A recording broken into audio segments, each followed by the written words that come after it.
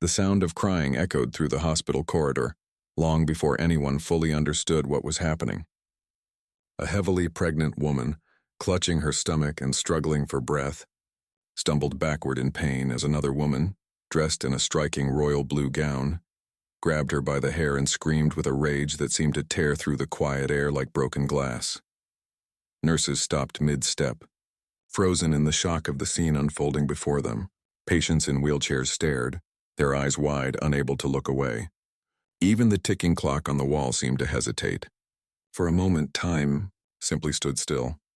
The pregnant woman, her face pale, eyes swollen with tears, breath trembling, was not just any patient. She was moments away from giving birth.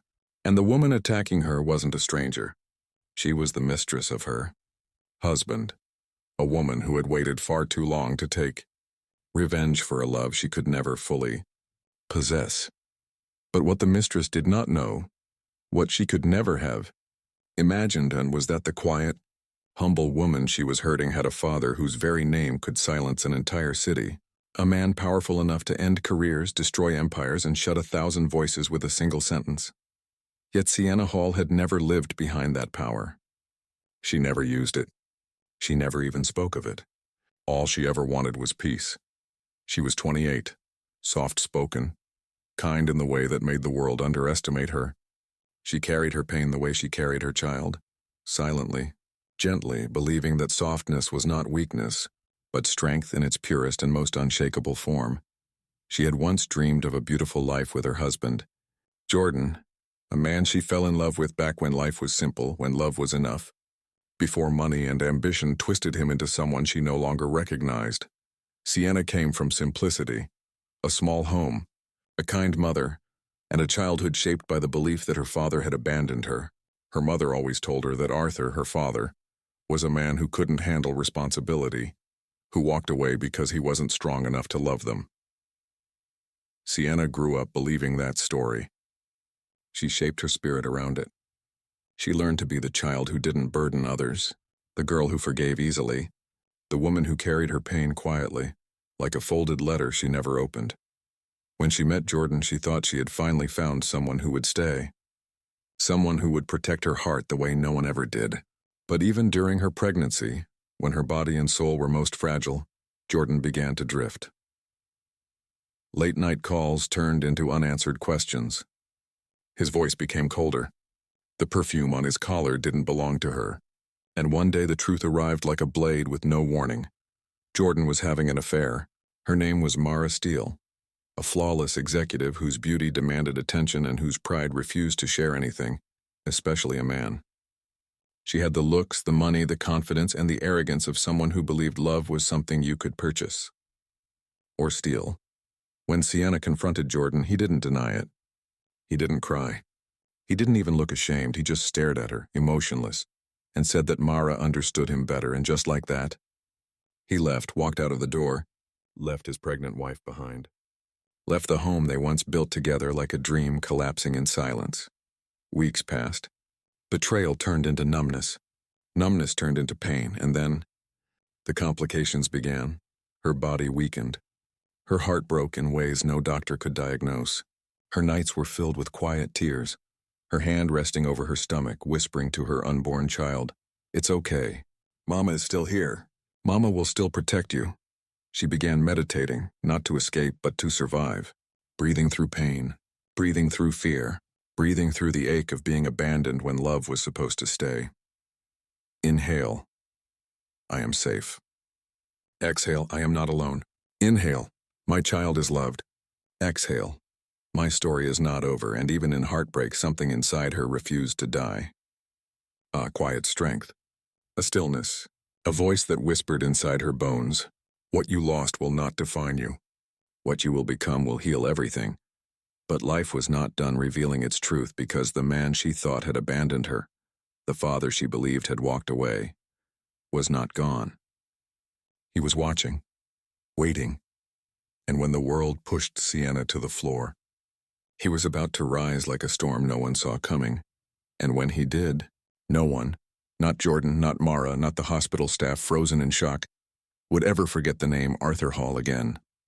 Her doctor had advised strict bed rest, and with trembling hands and a heart heavy with exhaustion, Sienna checked herself into a private hospital, hoping to find just a small corner of peace before her baby entered the world. She didn't know that Mara had found out. She didn't know that jealousy, twisted with obsession and wounded pride, had pushed the other woman far past reason and into the shadows of cruelty. Sienna wasn't trying to win anything.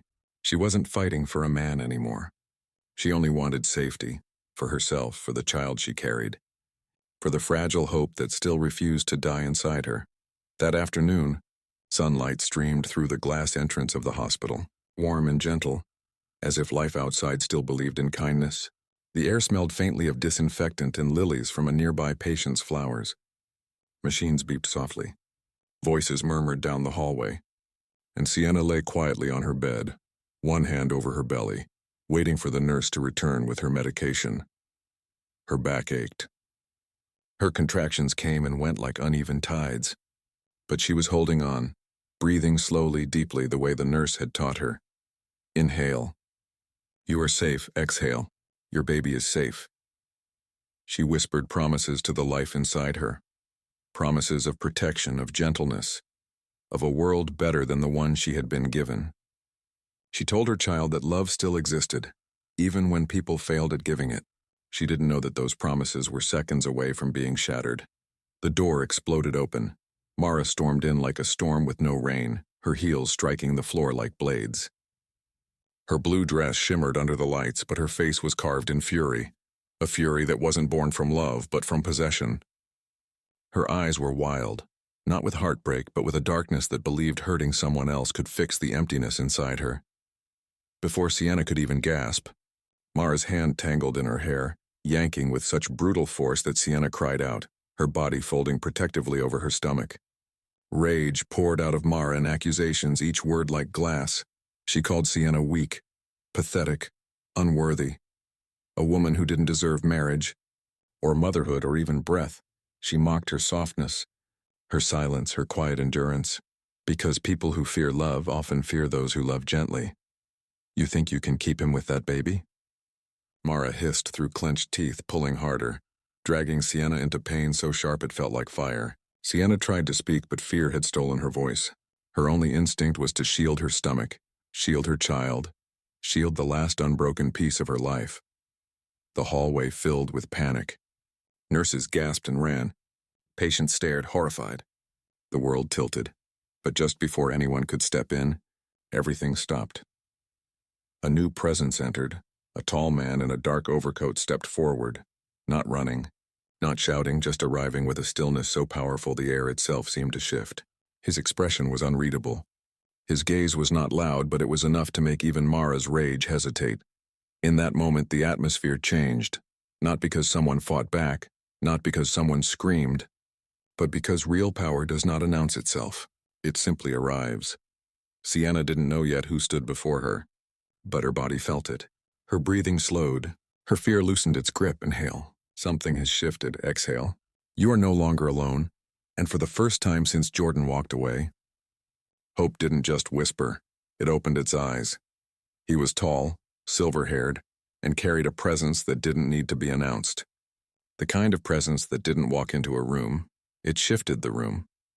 His footsteps were slow, deliberate, echoing through the hospital corridor like a verdict being delivered. And when he finally spoke a single word, enough, the air obeyed, the chaos stilled, the shouting collapsed into silence. The heartbeat of the room, frantic seconds ago, White now moved in slow motion. Nurses who had been rushing forward froze, not in fear, but in recognition, in respect, because they knew exactly who was standing there. Arthur Vaughan. A name that once lived only in board meetings, front-page headlines, and private conversations between powerful men. A man whose voice had ended careers, closed corporations, and reshaped futures, without ever lifting a hand. People didn't look at him. They looked around him, as if he were not a man, but a force. Yet to Sienna, the name meant nothing. She didn't recognize him, not yet. But he recognized her. The moment his eyes met hers, something inside him broke. The steel in his gaze melted. The world-feared titan vanished. and what remained was just a father aching with years of quiet regret. In Sienna's tear-stained face, he saw the same innocent eyes her mother once had before the custody battle, before the legal war, before the silence he never wanted. And in that instant, Arthur Vaughan, the man who had built empires, felt smaller than he'd ever felt in his life. Because here she was, pregnant, trembling, crying, being attacked in a hallway. And he hadn't been there, not to protect her, not to hold her, not to even know her. He moved toward her, not as the man the world obeyed, but as the father he never got the chance to be. He gently took Sienna's shaking hand as hospital staff finally pulled Mara away. His voice didn't rise. It dropped, cold, controlled, lethal. No one touches my family again, and those words didn't sound like anger. They sounded like law, like someone had just rewritten the rules of the universe. Mara's laugh came sharp and brittle. Your family? She sneered. This poor pitiful woman. But the laugh died quickly, because she finally noticed what was happening around her. The hospital director had lowered his head. Security guards stepped back in silent obedience. Nurses stood still. Like soldiers awaiting command, authority had shifted. And every person in that hallway felt it. Arthur raised his hand, and not to strike, but to signal. A simple nod to his assistant, one phone call, and the world began moving. Within minutes, reporters filled the entrance. Cameras flashed. Headlines were already forming. And Mara Steele, once untouchable, was now the woman caught on video assaulting the daughter of Arthur Vaughan. By the time police arrived, she was in handcuffs, not just arrested. But unmasked, her empire didn't fall slowly. It shattered in real time. Jordan arrived next, sweating, panicked, breathless, words spilling out of him in broken excuses. But Arthur didn't look at him, not once. Jordan's voice was noise. His explanations were dust. Arthur walked past him like he didn't exist and stopped only at Sienna's side. He placed a hand, gentle, trembling, on her shoulder. You're safe now, he whispered. Not as a billionaire, not as a legend, but as a father who finally made it in time. Sienna looked up through tears, confused, shaken, but held by a presence that felt strangely familiar, as if her soul had always known him. Before she could speak, the doctor rushed in. She needs to be moved to the delivery room now. A ripple of urgency ran through the staff. But Arthur didn't let go of her hand. He leaned close. His voice dropped to a softness the world never heard from him. I'll be right here, sweetheart. I'm not leaving you again. And the strange thing was, those words didn't sound like a promise, they sounded like truth. Meditative undercurrent added, in the stillness between chaos and calm. There is a moment where the heart recognizes what the mind cannot yet name, a moment when the soul exhales, releasing years of fear and receiving, maybe for the first time, the safety it always deserved. In that hallway, Sienna's breath changed. Her body softened. Her spirit, even in pain, found a place to rest, because sometimes healing doesn't begin with medicine or time or even forgiveness. Sometimes, healing begins when someone finally says, I'm here, and means it. The wheels of the hospital bed rolled quickly down the corridor, but for Sienna, time moved slowly. Every sound felt distant. Every breath felt heavy. Every heartbeat felt like it was trying to speak to her. Arthur walked beside her the entire way, matching every step, every turn, every door that swung open. Not as a businessman, not as a billionaire, but as a father who refused to let distance steal one more second. Inside the delivery room, bright lights flooded the ceiling. Monitors beeped. Nurses prepared instruments. And still, Arthur never let go of her hand. Sienna's body trembled, not just from labor, but from fear, memory, abandonment, betrayal. Everything she had carried alone for years, and then something shifted inside her, not because the pain stopped, but because, for the first time in her life, she wasn't facing it alone. A quiet voice in her soul rose up. I'm safe now. I'm no longer fighting by myself. Love has finally come back for me. Every contraction came like a wave. Every wave carried pain, but also release. Arthur stayed at her side, hand on her shoulder, voice steady. heart breaking in silence. You're doing so well, sweetheart. I'm right here. I'm not going anywhere. And in that moment, another affirmation rose within her. I am supported. I am protected.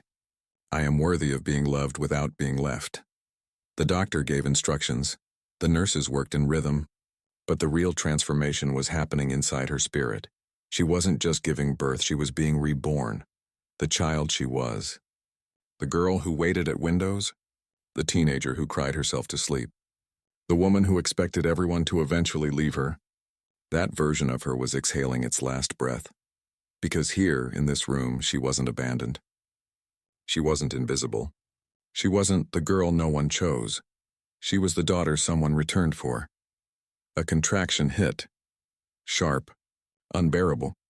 And she cried out, gripping Arthur's hand with everything she had, but instead of panic, she heard something different inside her mind. I am stronger than my past. I am becoming someone new. Pain is not my ending. It is the doorway to my beginning. Arthur leaned close, forehead almost touching hers. You're not alone anymore, Sienna. I'm here. I'm staying. And for the first time, she believed it. Tears gathered in her eyes, not from pain, but from a truth she had waited her whole life to feel. I am loved. I am chosen. I am not forgotten. The doctor's voice broke through the stillness. Okay, Sienna. It's time. One more push. Arthur's hand tightened around hers, not commanding, not controlling. Just present, just father. She inhaled, and deeply, fully. And in that breath, everything changed. I released the life I survived. I welcome the life I deserve. And with one final cry, the room filled with a new sound. A baby's first breath, a tiny voice entering the world, wide-eyed, unbroken, unburdened. The nurse lifted the child, crying, alive, full of future, and placed her gently on Sienna's chest. Sienna sobbed, not from pain, but from arrival of her child, of her father, of herself. Arthur stepped closer, eyes wet, heart undone, and whispered to both of them, You are safe. You are loved. You are mine, and I am never leaving again. Sienna closed her eyes, and her final affirmation became a whisper to her own soul. I am home. The room was quiet now, no shouting, no panic, no footsteps rushing in and out, just soft breathing, just the gentle sound of a newborn's heartbeat against her mother's chest. Just peace, the kind that doesn't ask permission, the kind that settles into the soul like warm light after a long storm. Sienna held her baby, her fingers tracing the tiny lines of a brand new life. So small, so perfect, so untouched by the chaos that came before her. She didn't speak. She didn't need to. Tears slid down her cheeks, and not the kind that come from heartbreak, but the kind that come from finally being released from it. Arthur stood close, watching. Not like a billionaire looking at a legacy, but like a father looking at a miracle he almost lost twice. Once when he lost Sienna as a child, and again just hours ago, he reached out, slowly, carefully, and the moment his hand touched the baby's tiny back, something inside him broke open, time folded, regret softened. Love, the silent, patient kind, finally had a place to land.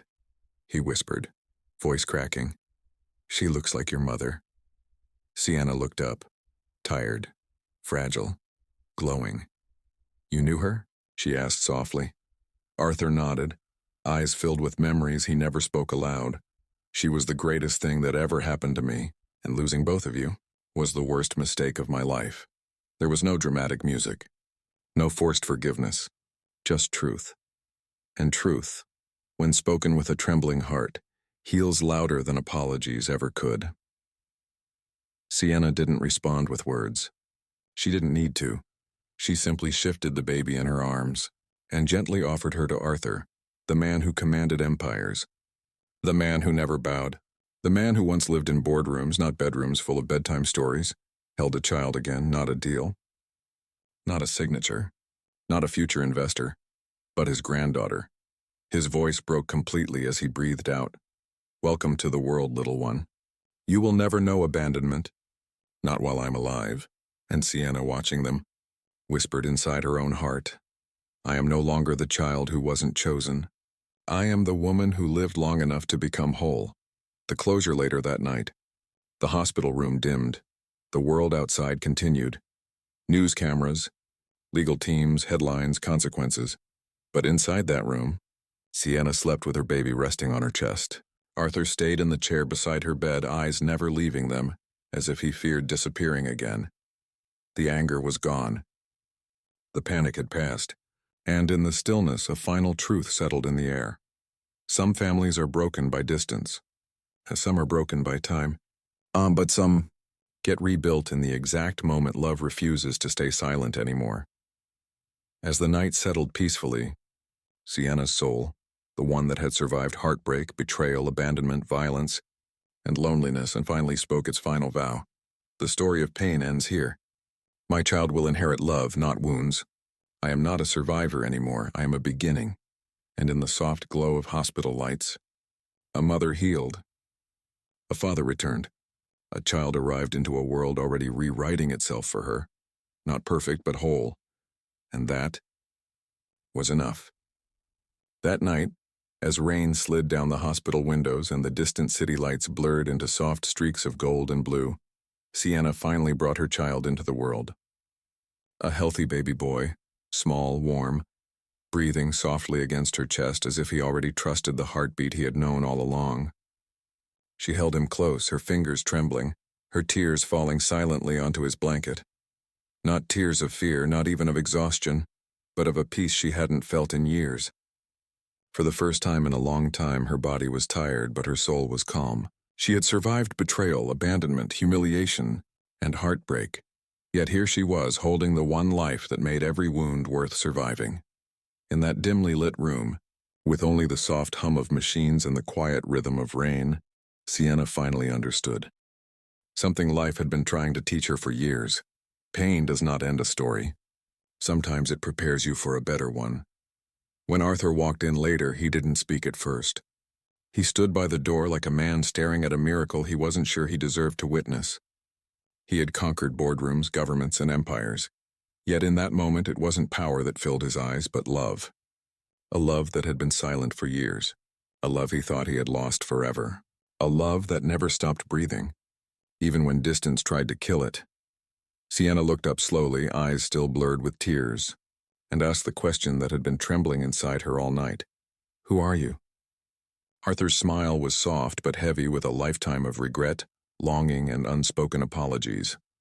Someone who should have never left, he said, voice thick with truth. Someone who's proud of you, Sienna. The world didn't move. The rain didn't stop. The clock didn't tick. But something inside her shifted. The kind of shift that happens when a wound finally begins to close. It took her a moment, one long, quiet moment, for her heart to understand what her mind could not.